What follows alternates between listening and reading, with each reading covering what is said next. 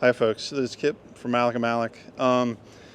In this video, I'm going to be talking about how I think the Industrial Commission, the BWC, should operate. So this isn't necessarily how it operates, this is how I think it should. I think this would be more efficient for both the injured workers. I think it would be more cost effective for employers as well. I think you would ultimately save money taking this approach. But I want to start out with this code section of the Ohio Revised Code, and it's 4123.95.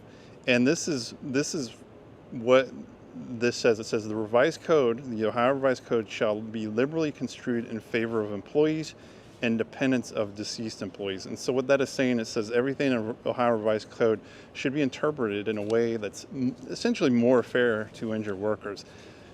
I don't believe that that's how the BWC or the Industrial Commission interprets the Ohio Revised Code.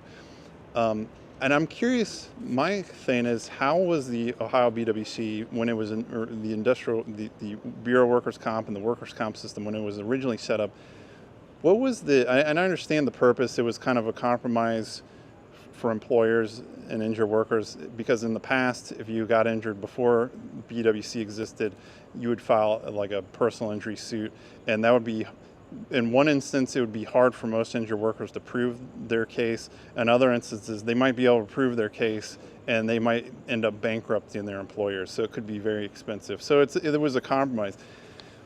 But the problem is looking at this code section that I just referred to, I feel, and this is my impression, maybe this isn't the case, but I feel that the BWC, the Industrial Commission, they kind of take this approach of they're trying to protect the 20 billion or however much money is in the Ohio BWC fund, and they take this antagonistical approach to injured workers' claims, and that's across the board of how they process the claims, how treatment is authorized or not authorized.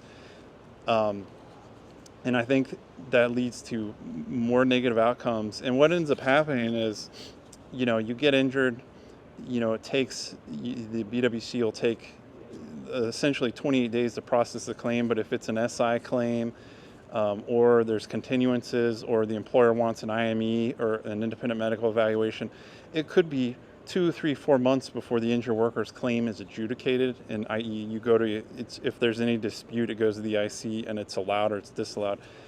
In the meantime, while you're waiting for your claim to be adjudicated, you might not be getting the necessary treatment that you need. And this could be really problematic for people with certain type of injuries. Let's say you have a biceps tendon tear, i.e. your bicep is torn, so it's kind of in your arm. Medically, you need to have these things addressed as soon as possible to get a positive outcome. So the more you wait, the more time that passes, it could lead to a negative outcome. And what ends up happening ultimately is you have these injured workers who, because they're not getting the treatment authorized quickly, they're not getting their things recognized quickly, they have negative outcomes, and then they're on temporary total disability longer. And it could be, for a half a year, a couple years. And then what ends up happening is injured workers develop other conditions because their initial acute thing wasn't addressed, and so they develop other issues, or they develop depression, anxiety, and these things. Bottom line is, I think this would be better if the BWC and the managed care organizations and the TPA, the third-party administrators, the self-insured employers, if they took a very aggressive approach to just recognizing the claims. Hey, you say you got injured. Cool, what'd you injure? Oh, your back got injured. Don't make the injured worker prove every single thing like they're in some criminal trial. Oh, we're not sure if you have an L5-S1 disc herniation because we're not convinced that the doctor requesting it. They're not credible. You know what? Authorize it. Say, you know what? You got your L5-S1 disc herniation. Authorize the consults with the back surgeon. If the back surgeon says you need surgery, authorize it. Get the back surgery. The reality is, I'm thinking most people aren't going to want back surgery. So you're going to get an L5-S1 disc herniation allowed in your claim, and then your surgeon's going to be like, I want injections. And people, I'm guessing that most people are going to be like, you know what? I don't know if I want, this 2, 3, 4 inch long needle being injected in my back. Or I don't know if I want this big surgery on my back, or if I have a shoulder thing. I don't know if I want you guys cutting in my shoulder.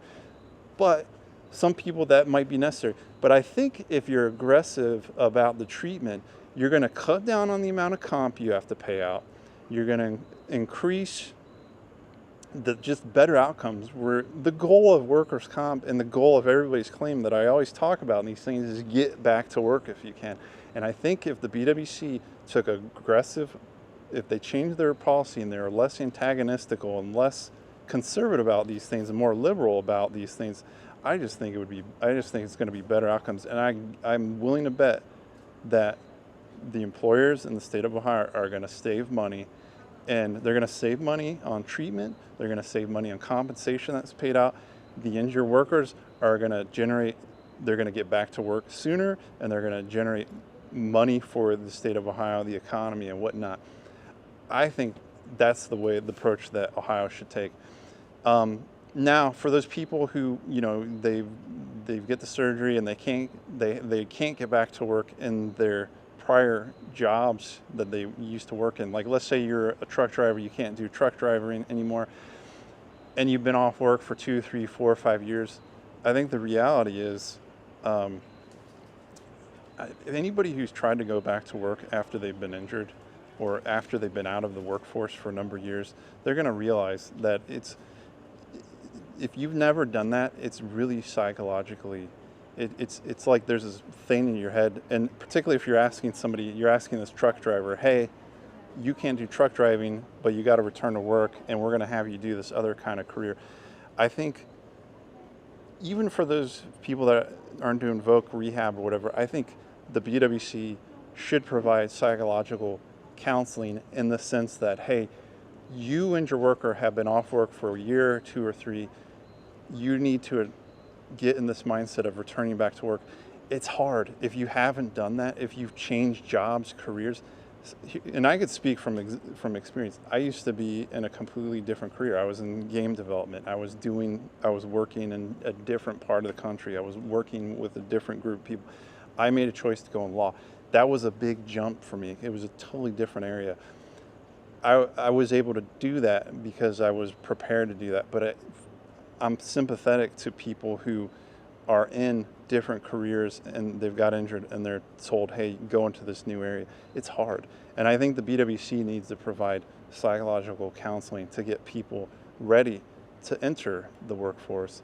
And I think if they do that, I think you're going to have better positive outcomes. You're going to cut down on the people applying for permanent total disability. I would like the BWC, this is a challenge for the BWC, be more aggressive, and the MCOs, be more aggressive about authorizing treatment, authorizing claims, be a little bit more generous, maybe not generous, but be a little bit more reasonable about these things. And it's the same challenge for you hearing officers. Don't be so skeptical. Don't be so conservative. Authorize these things. And I think ultimately you're going to save, in the end, we're going to end up saving money, and we're going to just make things better for everybody. And again, remember, hearing officers, BWC, when you're denying things, are you following the Ohio Revised Code 412395? Are you liberally construing the law in favor of the injured workers? And I'd argue on the whole, you are not. So that's my challenge to you. Thanks for watching this video.